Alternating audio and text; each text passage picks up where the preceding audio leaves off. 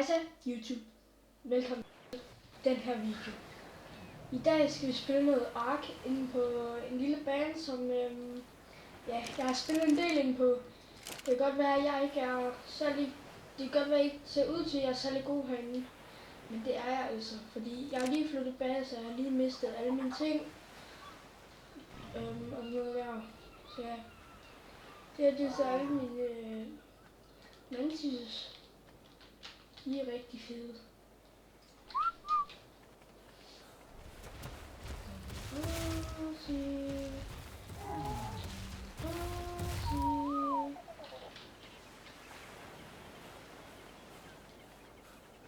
Det her det er min allerbedste mantis. Den kan one-shot masser af ting. Det her det er min anden bedste mantis. Og de primes, og det her det er min Reist mantis. En okay god mantis faktisk. Men den er bare meget langsom. Prøv at se her, der står ikke, den er langsom. Og den one-shotter, men altså, den er virkelig fucking langsom. Prøv at se, hvor hurtigt det der, det er en anden prime diver, jeg har. Min rigtige prime diver, det er den her.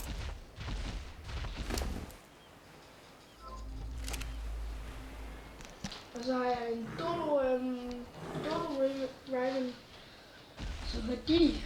Og så har jeg en Rock Elemental, så har jeg en Epic Serpo, så har jeg en Bionic Fuglen her. Hvorfor har den så lidt liv?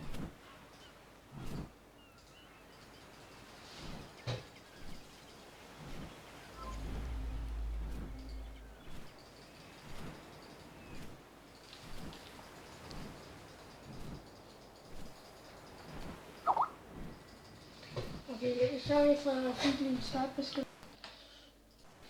Det er nødt lige at gå og tjekke. I kan stadig godt se skærmen, håber jeg. Okay, det var bare lige mine venner der. Til mig. Men ja, jeg kommer til at køre en serie herindefra. Og jeg håber, at selvfølgelig I vil nyde serien. Og der er mods på og sådan noget, så ja. Ellers så jeg nok ikke kunne få de dyr her, hvad fanden tænker jeg på. Men jeg har også et mod på, der hedder Floating Island. Så ja, og jeg er highest level, men overhovedet kan være.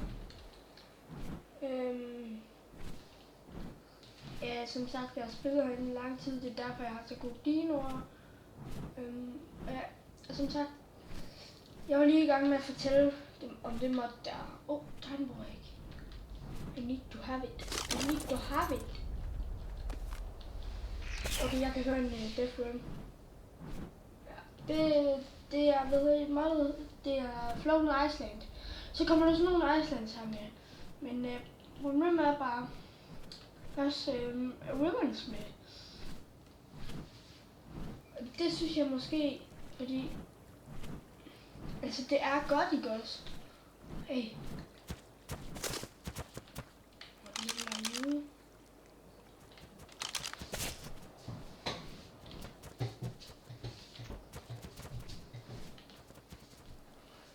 I kan se det der. Nå, men i hvert fald, hvis jeg lige får lov at forklare videre, ja, som sagt, hvis der er nogen, der kender Scotch, så kender jeg også det her. Se her. Så kender jeg også det mod der. Også. Det tror jeg godt, jeg gør. Det er en Moralatops.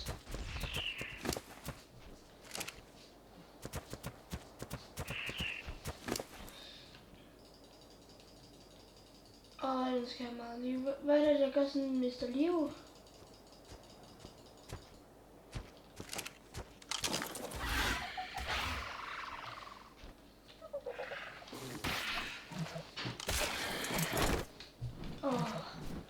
Den er så tæt på at dø.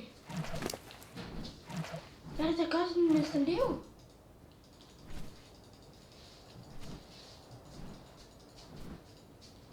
Jeg har ikke lyst til at have, den skal dø, jo.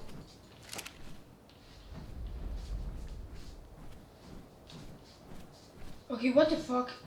Og den der følger efter mig, seriøst. Okay, nu er livet vist ikke noget mere. Nu flyver vi lige hen og får sat den her ned.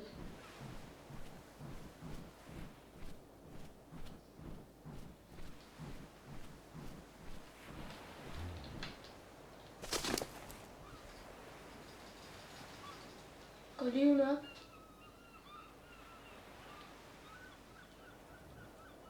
Ja, det gør den.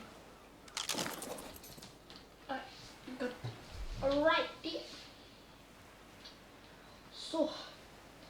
Jeg tænker nok, du er mega god derinde. Er du sikker på, at det er? Ja, det kan godt være, at jeg har siddet og cheatet på det også. Men det er altså også fordi, jeg kan sagtens slå det af, hvis det er. Men det er fordi, hvis nu. Okay, ja, selvfølgelig.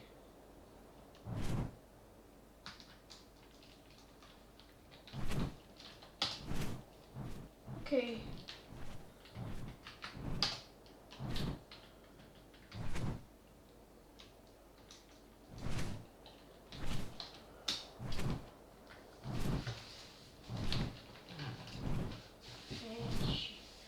Nå, men okay, nu kan jeg ikke slå det fra, vel?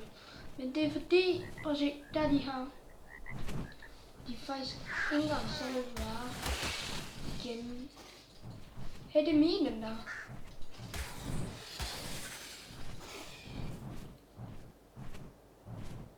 Jeg skal lige se, om jeg kan finde min Galgandor. Ser ud til, at han er. Jo, den er kraftigt med der. Og lad os se, om den har flækker med. Nej, okay, den har ikke fået noget levels med.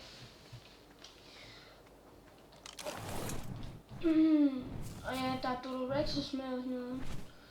Kender godt sådan nogle Genius. Der er Mystic Academy på, der er nogle Genius.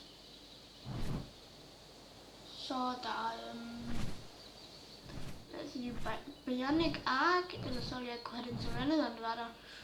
Og så er der de styrer.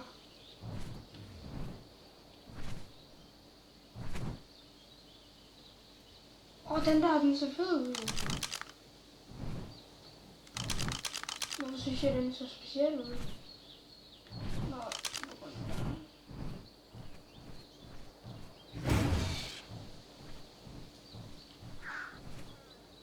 jeg tænker, vi får at tæmme den her.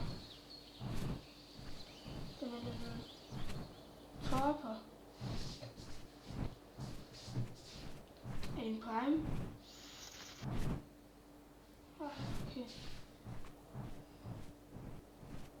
Nej, ad.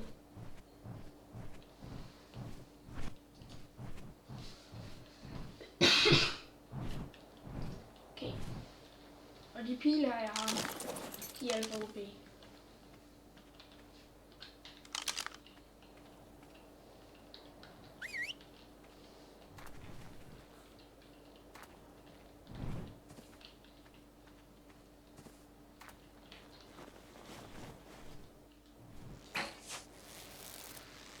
Husk om det er de her pile, der er så OP. Nej, det er det ikke.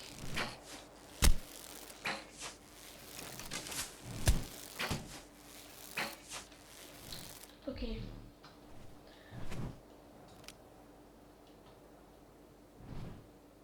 Vi skal lige min compound-bog. Det er det her. Get down.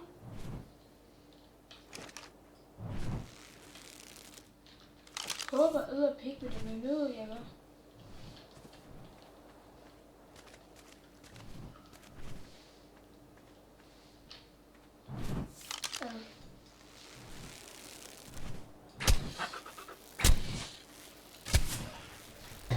Ups.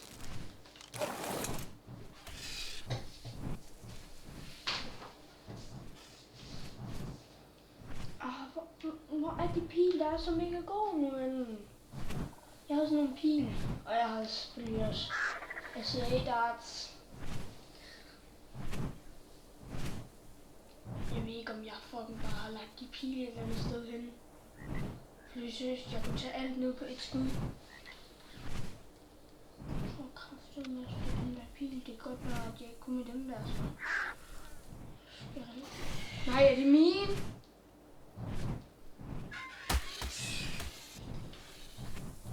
Fuck.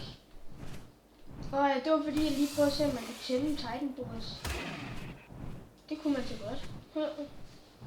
Man kunne i hvert fald få dem ned. Det kan man i det her mod. Bare roligt. Swipe. Og ja.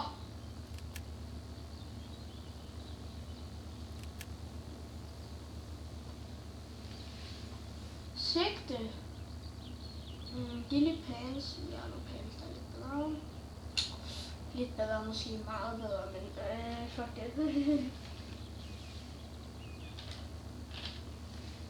Jeg skal tage med kollektionerne. Ja, det her, det har jeg ikke. Det tænker jeg nok. Hvad fanden laver du det, Jan? Ja, det er simpelthen fordi, at okay, hvordan fanden skal jeg klare det? Shit, den der tæver vi der. Jeg skal se, kigge på Longing Brown.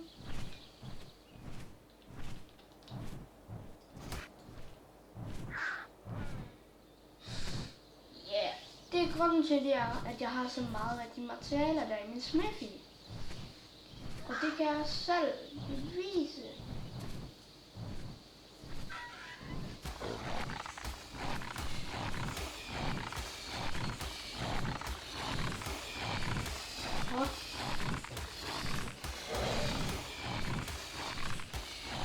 Så er der fandme XP.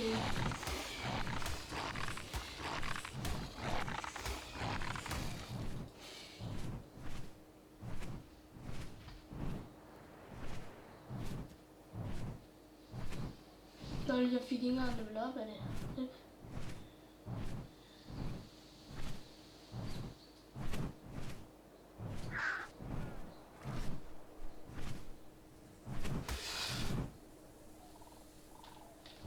Hvis jeg ikke får den her ned i os, så bliver jeg mad. Jeg var ikke noget godt sted lige at tænde den. Så det må blive her.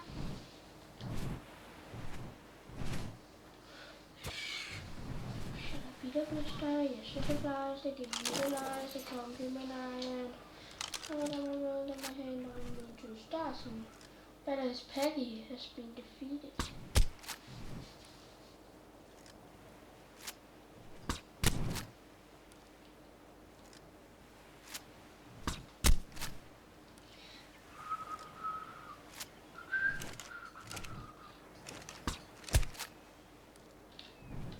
Har jeg ikke mit tryk det på?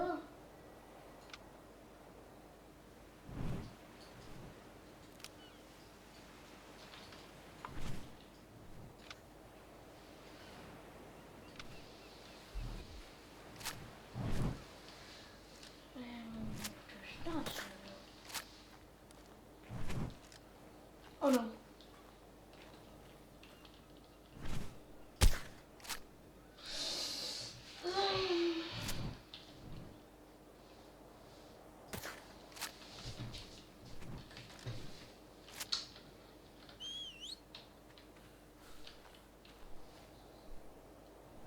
Dumt sted at sætte sig ned.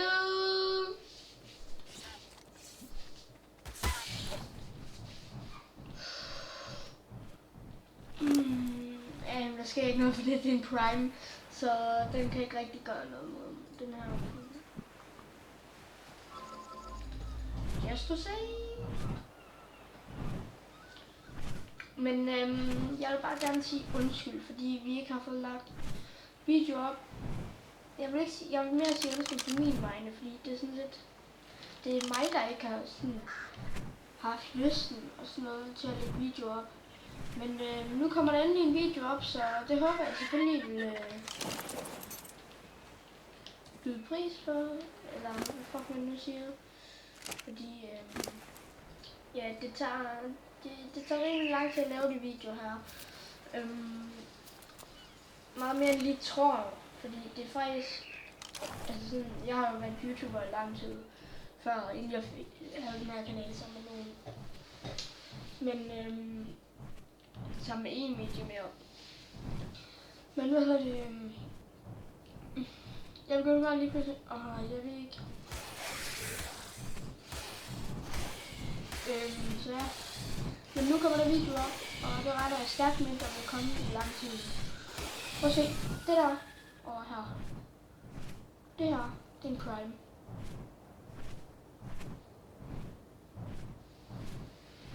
Er den ikke svedig mere? Primes er blå. Nej, det er den her, der er en prime. Det er din prime.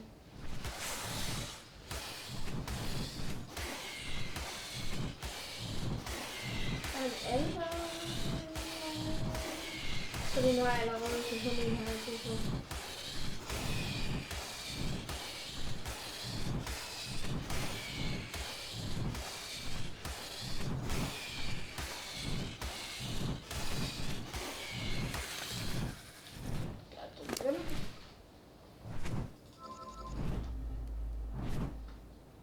Så. Og 3 large.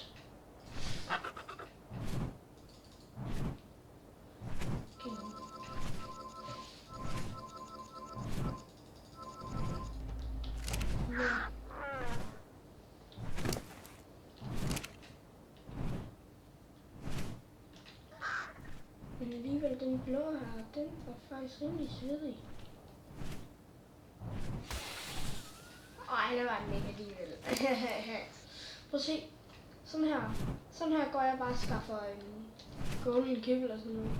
Og prøv at se, hvor let det er at skaffe tools og sådan noget. Bare når du har fået... Alpha Giganto, mand. Vi skal have til med Alpha Giganto. Og flag. Mega god flagsko. Oh my god. Prøv at se, jeg har lavet sådan nogle.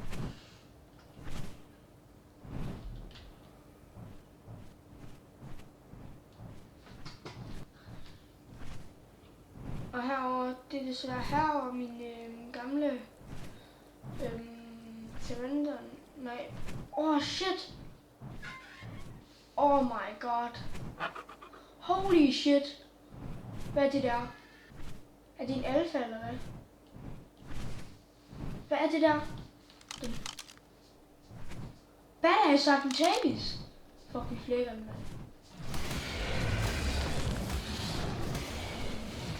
Hvad er det, Sergeant Javis blev besejret? Det var mig, der besejrede den. Rip. Den Raptor der. Den Prime Raptor.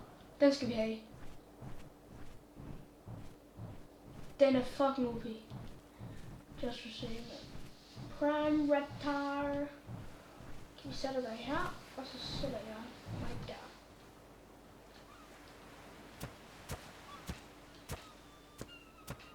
Fuck, jeg håber ikke, jeg kan noget sådan. Gør jeg ikke bare rundt. Prøv at se, der er ruins der.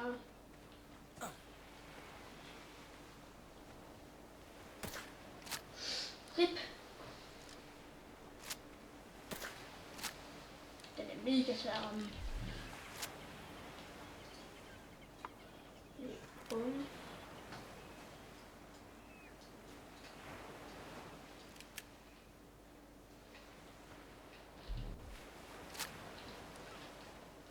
Okay, den der alfa må gerne helst være. Er det her almindelige skud?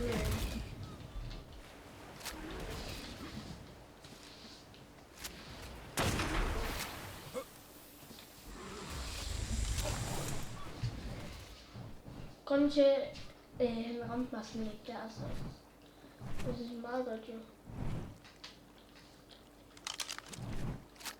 Nej.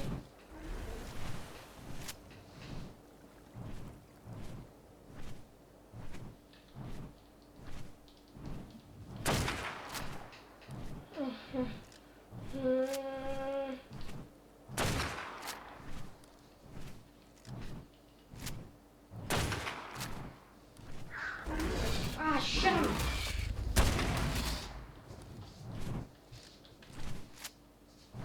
Now it's my turn to strike. Ja, men det skal ikke fucking med mig. Ej, den der skulle blive tæmmet, det var fucking flot. 6 mand, nu er faktisk en meget over en.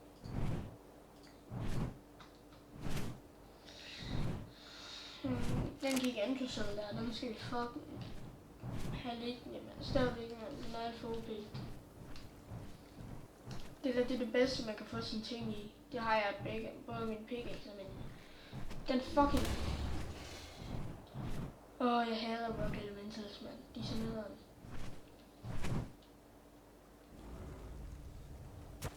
Lol, hvordan gjorde den det?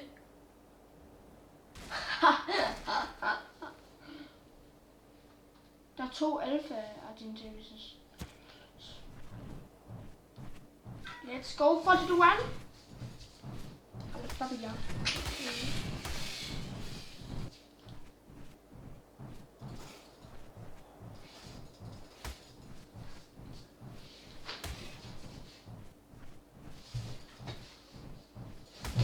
Prøv at se, hvor hurtigt jeg nakker den.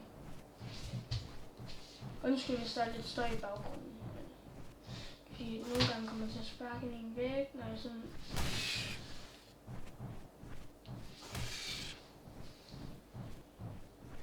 Koncentrerer mig, men.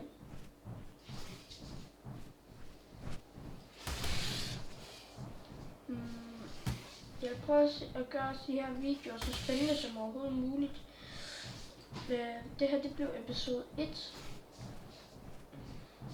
tænkte, at vi bare skulle. Her skulle jeg bare lige fortælle lidt. Prøv at se, hvor meget jeg får af det her. Bare løbe rundt sådan her. Jeg ved, I synes måske, det er lidt snyd. Jeg synes faktisk ikke, det er snyd, fordi at, jeg havde sådan en rewind og sådan noget. Men jeg synes ikke, det er snyd, fordi det er sådan moddet er jo. Kan jeg desværre ikke gøre for. Det jeg startede med at tæmme og sådan noget. Det var de 2 dinoer især herovre. Så fordi jeg fandt ud af, hvordan, fordi jeg dræbte noget, så fik jeg noget, og så fandt jeg sådan large, en kæmpe stor XP-bottle, som jeg tog. Så kom jeg mega high level op, altså sådan 60 eller sådan noget. Så,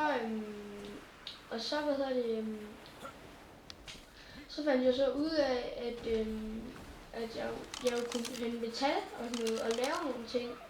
Så lavede jeg så det, man ser her. En spyd her. Crankspyd. Så begyndte jeg at tæmme. Jeg tror, det står Triton, jeg tæmte. Og så tæmte jeg Gambonhusen her. Og så tæmte jeg den karno her. Den er. Og den karno her, den er jo en poison karno.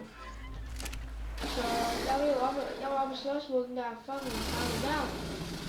Den, og nu når jeg ser, at jeg har de gigantus der, det var fordi jeg var deroppe, og så, jeg havde en poison weapon. Ja, en poison weapon. Den lukkede jeg et par gigantus ud med. En lukkede jeg ud, 2 og 3. Og den her, det er faktisk en rimelig sjov historie. Jeg var ude på min women, og så lige pludselig, så jeg bare den her kom flyvende forbi. Så tænkte jeg, oh shit, den kan min women da ikke nok ud. Så prøvede jeg altså også. Og jeg skød jo også en hjælp og sådan noget. Så det lykkedes så, at jeg fik nakket den ud. Og den her Rock Elemental. Den fik fucking flæk af mine kanoner der. Og så langsomt den er. Den de også vejer mega meget.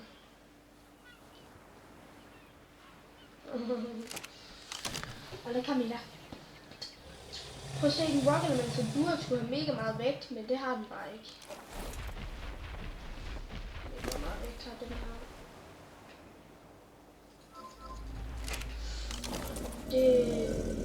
Jeg kan ikke lige huske alle historierne, sådan set. Men den her, den craftede jeg med. Det var bare lige 400 meter, altså den her. Det var sgu ikke så galt. Jeg tænker, jeg vil lave noget til armor her. Critical armor. Meget armor her. Det er godt jo.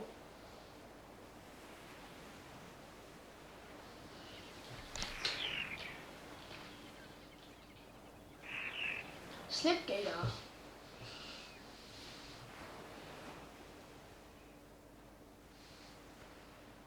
Det er vist nogle dyr, man kan få. Mystic ting. Surgical bazooka. Det der, det skal vi vist langt ud for at få. Det er ikke lige kommet til nu.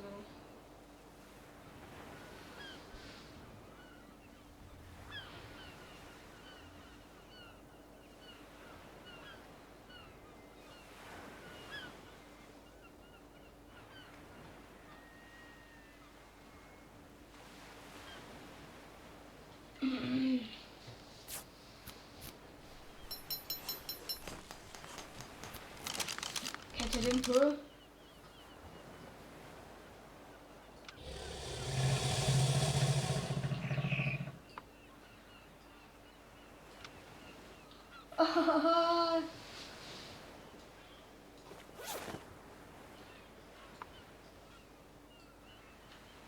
Jo, man kan kun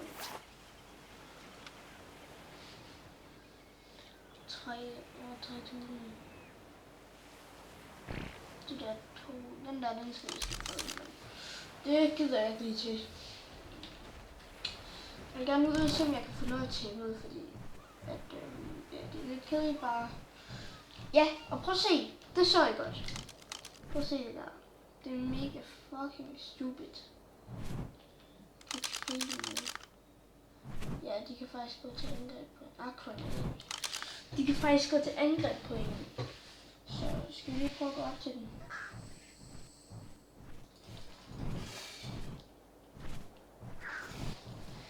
Altså det er ligesom bare en manta. Sådan der. Den gad så ikke gå aggro på mig, men jeg gad gå aggro på den, så det er jo egentlig meget godt. Prøv lige at se det der. Det er så klamt. Så spawner de op i luften, og så bliver de bare... Okay, jeg troede... Der er en Spino derinde. Hvad? Spino? Teenager Spino. Og... de der Rise er der mega mange af jo. Level 1X. Atis Rise. Level 1. Gider vi ikke til. Nej, men... jeg har alligevel lavet med den så meget, så det gider jeg igen. Jeg troede, det var sådan en fucking sindssyg tyrke ting, men så er det bare sådan fucking lortig, eller fucking dårlig. Men jeg tænker egentlig, jeg vil runde episoden af, fordi at nu er den ved at være lang, være lang, og ja, vi skal lige se, hvad jeg får lidt drop her, fordi det er jo se der. Prøv at se, hvor easy det er at få ting. Derfor kan I se, hvordan det var for mig at få den der fucking... hvordan det var for mig at få den fucking ting. Hvis man kommer i level 60, så er det let for en at få ting. Nå, men i hvert fald, jeg vil til at slutte episoden af her. Jeg slutter lige af her. Hvad fuck laver jeg? Nej, jeg kan ikke finde ud af at styre min fugl.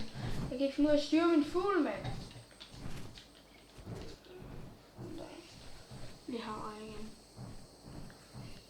Så kan vi slutte af heroppe.